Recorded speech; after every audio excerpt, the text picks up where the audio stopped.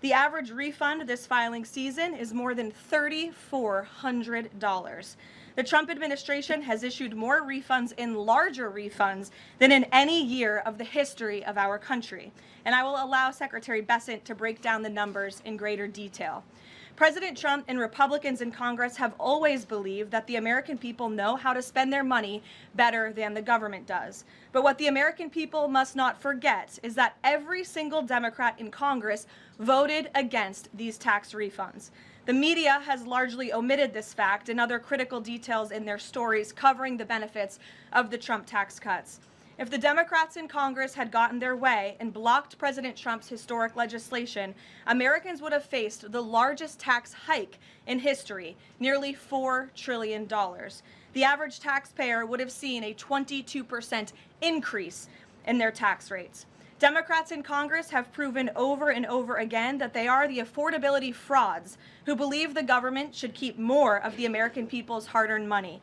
This president and Republicans in Congress fundamentally believe that Americans deserve to keep more of their hard-earned paychecks. It's a clear contrast for American families to keep in mind. So with that, I will turn it over to our great Treasury Secretary, Scott Bessent, and then he will turn it over to Kelly. Thank you.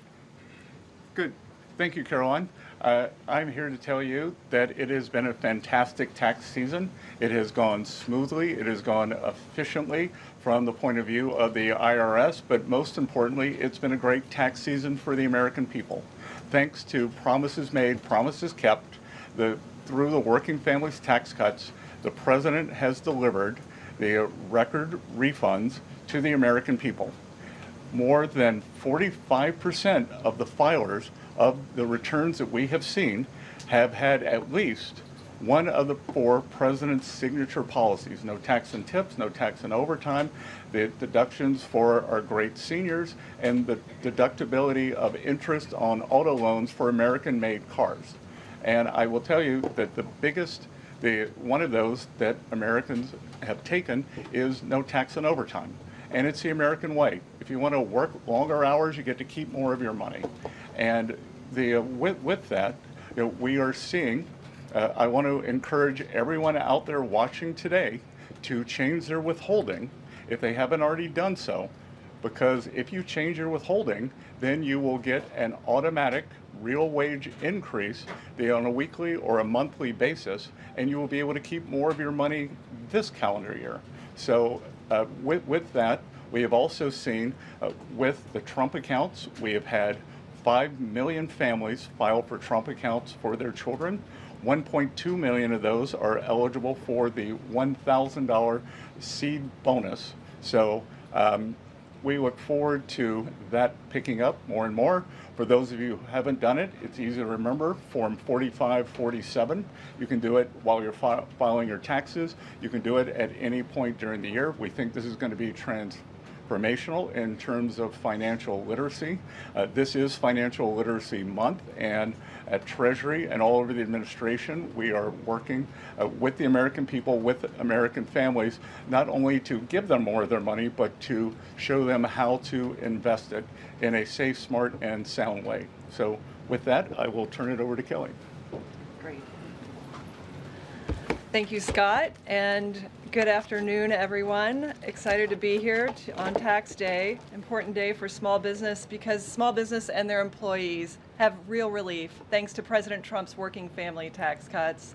As Administrator of the U.S. Small Business Administration, it is my great honor to serve our great president as the cabinet-level voice for America's 36 million small businesses. President Trump is right. Small business is big business. Indeed. They are a massive economic engine that creates 2/3 of all new jobs. They represent 99% of all businesses, and they drive about half of our GDP. The working family tax cuts are putting money back into the pockets of the hardest working Americans. That's why small business and their employees are benefiting the most. President Trump and congressional Republicans have saved Americans from a $4 trillion tax hike, including a staggering 20% tax increase on working families.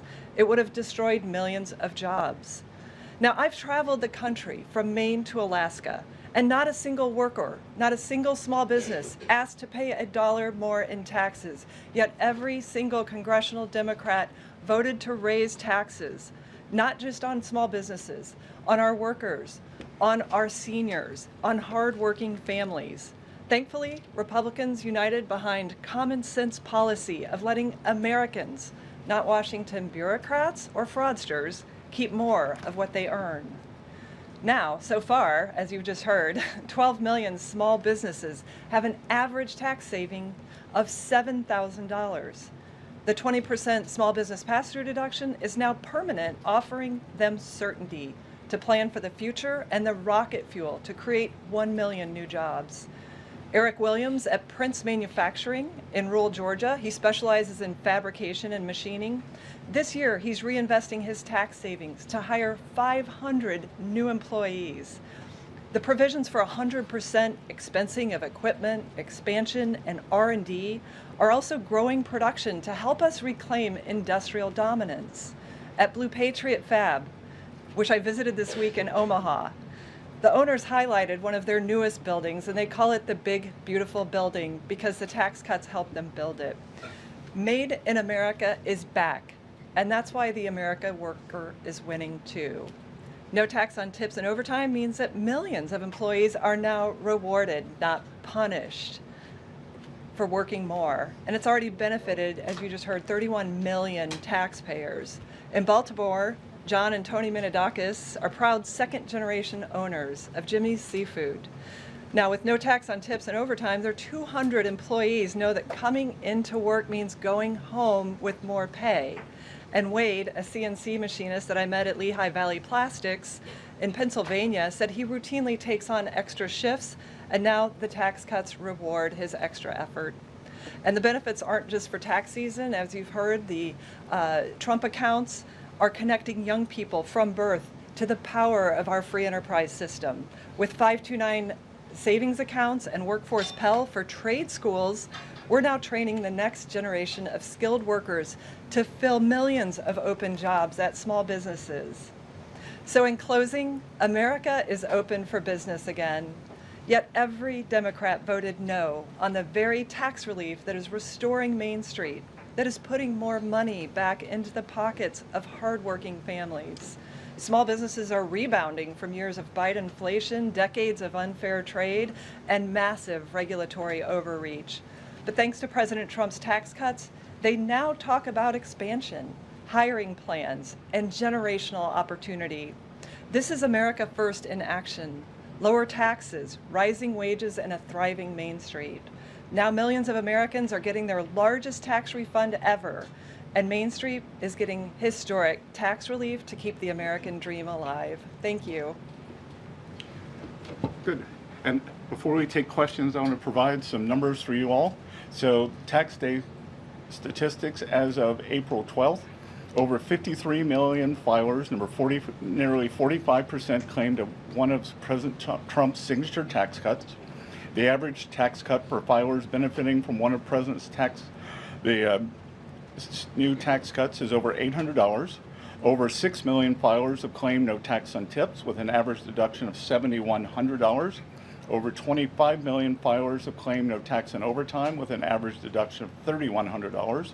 Over 30 million seniors have claimed the enhanced deduction for seniors with an average deduction of $7,500. And over 1 million filers have claimed no tax on car loan interest on American cars for an average deduction of over $1,800. The average refund this filing season is over $3,400. Over 34 million families have claimed Republicans' enhanced child tax credit, which is permanently doubled and expanded by the working families tax cuts. Over 105 million filers have claimed the permanently doubled standard deduction, simplifying tax filing for millions across America. So as much as people do not like to pay their taxes, and we saw a survey today that 70% of Americans still believe that they are overtaxed, this is a great day for the American people. Thank you, Scott and Kelly.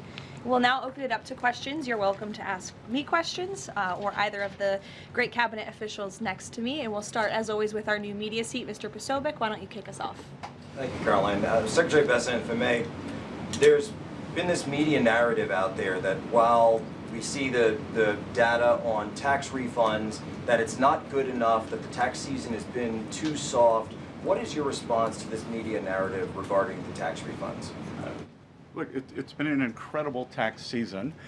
We have done more with less at the IRS, that we have moved over millions of taxpayers to digital tax accounts, and that leaves us able to service more taxpayers in person and on the phone. And as we can see, the economy was very strong. We are seeing growth across the board in all areas, and as Kelly said, small business, Main Street are really the big beneficiaries, and this is what they don't want you to hear. That Wall Street always done great. This administration is focused on parallel prosperity and bringing prosperity back to Main Street, and that starts with people keeping more of their money. And one for Karoline, as well as the administration in general, if I may. This past Saturday, I published a video of now former Representative Eric Swalwell in bed, and the president's heading to Las Vegas. Well, Eric Swalwell was in Las Vegas in this video. I'm told, according to geotagging, this scandal has erupted now. Accusers coming forward, many others coming forward, as well as questions regarding his extremely close relationship with Arizona Senator Ruben Gallego. And I want to know if the administration had any comment on the fact that Senator Gallego seemed to be very vocal about wanting the release of the Epstein files, and yet when questions come to his own involvement with Eric Swalwell, he doesn't seem to want to provide anything. Yeah, look, I think the accusations and allegations against former Representative Swalwell are despicable and disgusting. I think it's also quite plausible, as you point out, Jack, that there were many other Democrats in this town on Capitol Hill who knew about his perhaps illegal behavior, certainly his disgusting and inappropriate behavior, and why were they silent for so long? I think those are questions that must be raised of these sitting representatives, including Mr. Gallego, and I hope that the journalists in this room will do their jobs, and the journalists on Capitol Hill will do their jobs to ask Democrats in power how they knew about such despicable behavior from one of their elected representatives for so long, but never said or did anything about it. So that's what we hope to see as far as the White House and the President is concerned. Thank you. Peter. Thank you. I have one for you and then one for Secretary Bessent. Sure. For you, Karoline, there are now 10 American scientists who have either gone missing or died since mid-2024. They all reportedly had access to classified nuclear or aerospace material. Is anybody investigating this to see if these things are connected? I've seen the report, Peter. I haven't spoken to our relevant agencies about it. I will certainly do that and we'll get you an answer. If true, of course, that's definitely something I think this government and administration would deem worth looking into, so let me do that for you. Thank you. And Secretary Bessent, it doesn't sound like we're going to have $3 a gallon gas by summertime, which we had initially been told by the Energy Secretary. He now says that it would be very aggressive if we're going to get to the $3 a gallon gas by the summer.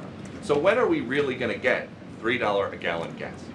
Well, I think that's going to be the up to how the negotiations go. President Trump said this morning that he thinks we're nearing the end. The U.S. kept their side on the ceasefire. We've stopped firing. The Straits of Hormuz have not been completely reopened, so we will see. And I'm optimistic that during the summer we will see gas with a 3 in front of it sooner rather than later. It's Bank Week here in D.C., so I've been meeting with a lot of my Middle Eastern counterparts, the finance ministers, and they all say that once the straits are open, they can start pumping again within 1 week.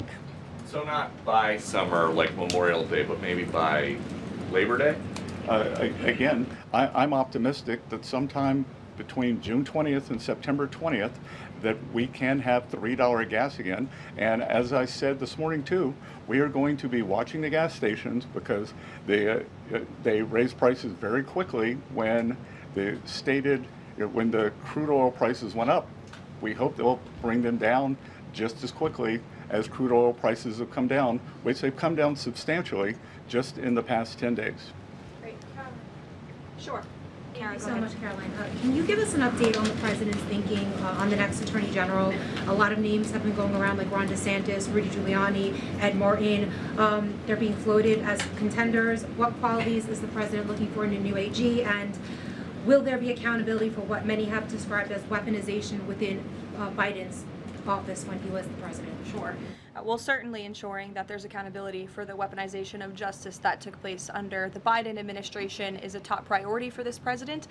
With respect to names that are floated, there are always names floated in the press. Sometimes I have a chuckle when I read some of the reports about certain people floated for certain jobs. As far as the president is concerned right now, Todd Blanche remains the acting attorney general. The president feels he's doing a good job, and that's where it remains right now. I don't have any personnel updates for you today.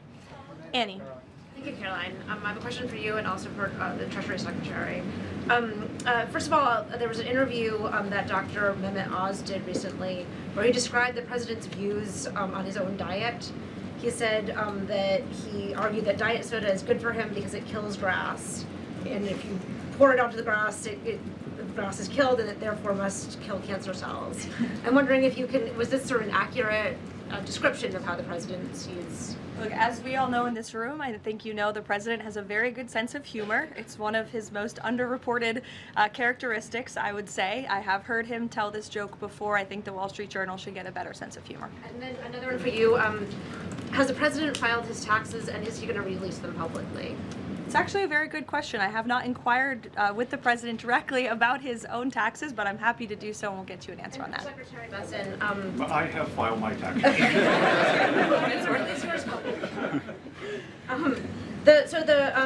The president has publicly said that you are the reason that he has not fired Chairman Jay Powell. Will you make that case again to him, as he's recently said that he still wants to fire the chairman? Look, I am confident that the process that we have laid out in terms of Kevin Warsh becoming the next Fed chair, he's going to have the hearing on the 21st of this month. He's a great candidate.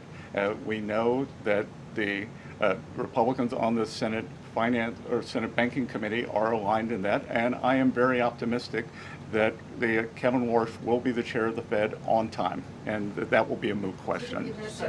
Stephen, go ahead. Secretary Bessent, you mentioned that the no tax on overtime is the biggest one that people are claiming. I think you said 25 million people. Have you seen evidence that more companies are offering overtime or that people are working more overtime and increasing their productivity? And the second question, the health insurance industry is advertising heavily in D.C., describing themselves as the good guys in the whole healthcare system. President Trump has threatened to haul in their executives and force them to lower prices. Can you provide any update on the administration's efforts there? Okay, so I'll take the second one last because that's not my area. I don't wear a lot of hats here, but I am sure that the president makes his views known with corporate executives, and if that is true, then they will be hauled before him. And with overtime, as Kelly and I go out and talk to employers and workers around the country, they all want more overtime. And there was this narrative that I think over 2 million illegal aliens have either voluntarily deported or been deported, and that there would be a worker shortage. Well, what better way to fill that gap than with overtime for hardworking Americans and for them to keep more of it? Yeah, I'll just add that a great example are the factories that we see coming back thanks to 100% Made in America expensing. Coosa Steel is a great example in Rome, Georgia, where the owner was down to running one shift 1 day a week. He's up to 2 or 3 shifts 5 or 6 days a week. So thanks to reindustrializing this nation through our small manufacturing base, which most manufacturers in America meet the small business definition, 98% of them, we're seeing more shifts taking place, more opportunities for overtime, and then more willingness of workers to take on overtime shifts, because in the past they were penalized by the tax system for taking on overtime. Elizabeth, go ahead. Thank you. This is for Administrator Loeffler. You talked about how the One Big Beautiful Bill benefits small businesses. With small business optimism falling in March, is the administration planning on providing any additional tax relief or other resources to small businesses that have been affected by high fuel prices during their run operation? Yeah, so one data point does not a trend make, and the long-term trend under President Trump has been for small business optimism to be above its 52-year average. Under Joe Biden, small business optimism fell below that average for 34 consecutive months because small business was being crushed by regulation, massive red tape, the threat of high taxes, and all the burdens of the Green New Deal. So right now, small businesses are really in growth mode. They're planning to hire, and the optimism is very strong. If you see in the NAM survey, National Association of Manufacturers came out, their optimism is up 5 points. So I think this is temporary, and we'll get back on trend. What's the status of extending the Iran ceasefire, Caroline? Yes, so I saw some reporting, again, bad reporting this morning, that we had formally requested an extension of the ceasefire. That is not true at this moment. We remain very much engaged in these negotiations, in these talks. You heard from the Vice President directly and the President this week that these conversations are productive and ongoing, and that's where we are right now. I've also seen some reporting about the potentiality for in-person discussions again. Those discussions are being had, but nothing is official until you hear it from us here at the White House. But we feel good about the prospects of a deal. The President mentioned that in his interview yesterday, and it's obviously in the best interest of Iran to meet the President's demands. I think he's made his red lines in these negotiations very clear to the other side, and so we are continuing to see how these conversations go. Would those talks be in Islamabad, or where would they be the next round? They would very likely be in the same place as they were last time, yes. With the same, I would just want to make one point that's important to the President. The Pakistanis have been incredible mediators throughout this process, and we really appreciate their friendship and their efforts to bring this deal to a close. So they are the only mediator in this negotiation. While there have been many countries around the world who want to offer their help, the President feels it's important to continue to streamline this communication through the Pakistanis, and so that's what continues to take place. Will. Thank you, Caroline. How much room do you see for additional sanctions being placed on Iran? And do you feel like the United States is getting enough support from allies on that front? There was a letter that went to Oman and some other allies that suggested maybe the sanctions weren't, this could be for Secretary Bessent as well, but the sanctions basically weren't having the effect that the United States wanted. I'll let the Treasury Secretary, who's in charge of sanctions, answer that question.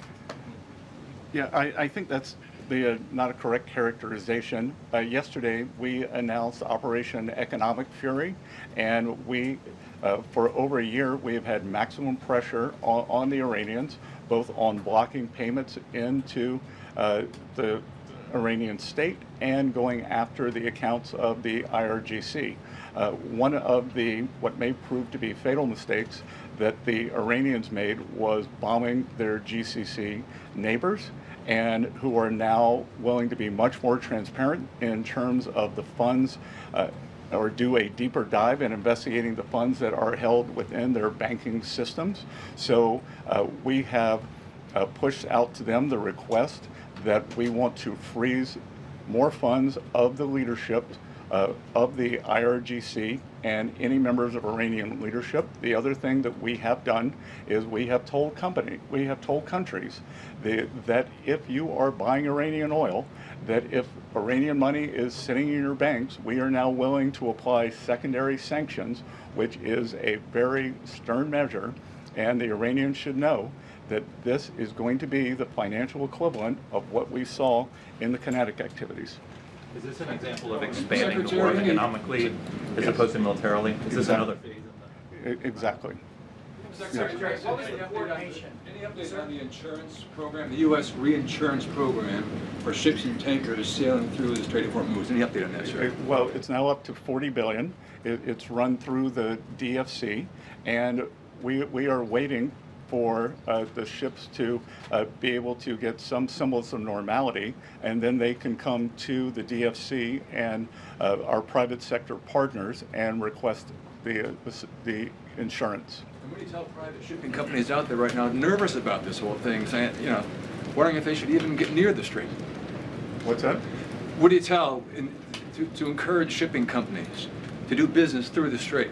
Well, I think we're going to have to wait and see when they are permanently open, because this is a mechanism. When we declare that it is safe, they also have to have insurance. Lloyd's of London had skyrocketing insurance during the time. The rates are still very high. So we want to provide, the U.S. government will make a profit on this, but we want to provide a more normalized level and an economically sound basis for ships to move in and out of the Gulf as they did before the start of the conflict. Thanks, Caroline. I appreciate it. Thanks, Caroline. Yeah, thanks, Caroline. I appreciate it. So, I want to cover two topics, if I could: the tax day, but also the confirmation.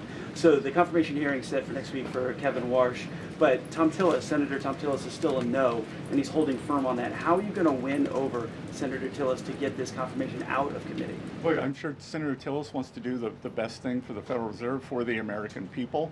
He has publicly said that Kevin Warsh is a great candidate for the chair. So let's get to the hearings and see where we are then. I want to ask you about tax day, if I could. So the tax gains that you've talked about through the One Big Beautiful Bill, is that going to offset the consternation from Americans, for lack of a better term, over the $4 gallon of gas? Well, again, as I said, no one's ever objected to more money in their pocket. So the Americans have more money. They can decide how they want to spend it. And I did want to come back to the overtime question, because I was up in Westchester County last Friday, and I met with several of the first responders and police unions. And those, whether it's our great policemen, our firemen, our ambulance drivers, they all now want more overtime. And how great it is to have them to be able to be engaged and keep more of their money. Thank you, Caroline. For both of you, perhaps, are President Trump's threats of a 50% tariff against China still on the table now, or is the letter exchange that we talked about now taking that off of the table? Well, as you know, the president spoke about the letter with respect to he and the correspondence between he and President Xi.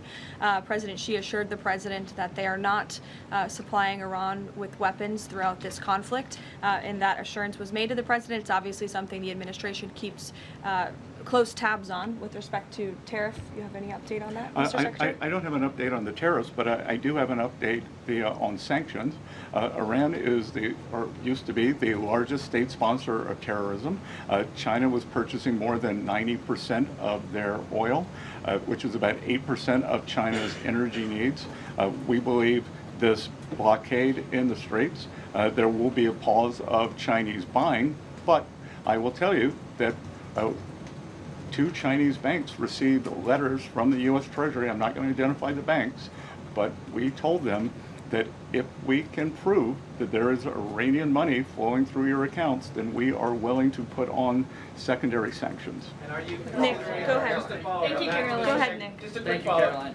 So my question for are you considering any more sanctions relief, Mr. Secretary, for countries that are suffering right now in order to get more oil to your allies?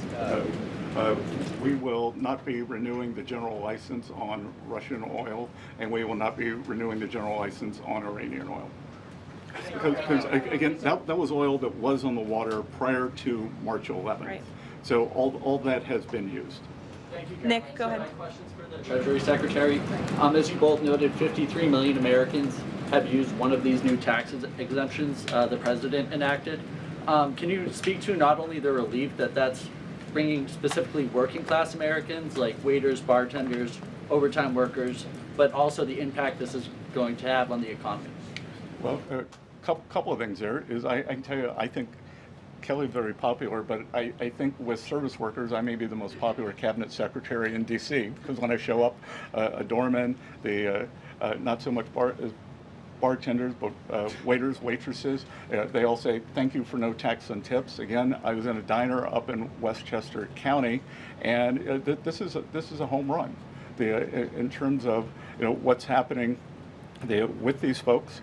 And what we can't tell you yet, and we will be able to provide data at a later date, that 52 million is how many have used at least one of those. So we expect that there are probably multiple filers who have used at least more than one of those 4 signature things. And look, again, this is the America First, Americans, hardworking Americans keeping more of their money, just like with our small businesses. If we go back and look when you hear the left talk about this was a tax cut for millionaires and billionaires, they wanted to raise the tax rate for everyone making more than $500,000.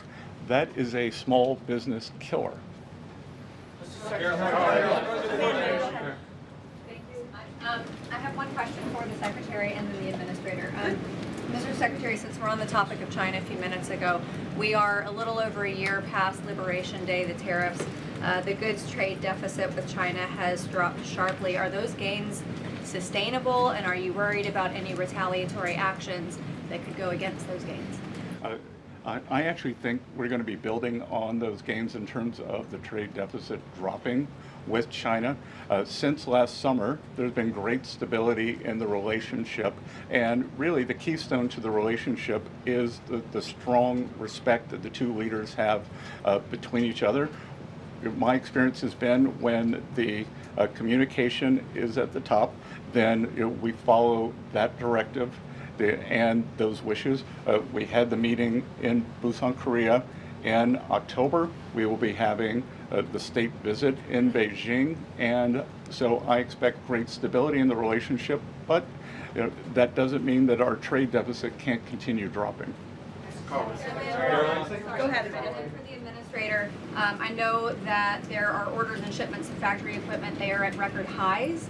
How many small businesses has the SBA assisted with loans and supports, with loans to support them? Well, the SBA set an all-time lending record last year of $45 billion under President Trump, because small businesses now have access to the capital that they need to build in America. Again, we are becoming a nation of builders, and we see that on the ground. Factories expanding. As a result, we have record PMI, which is Purchasing Managers Index, manufacturing expansion, 2 consecutive months in a row of export records.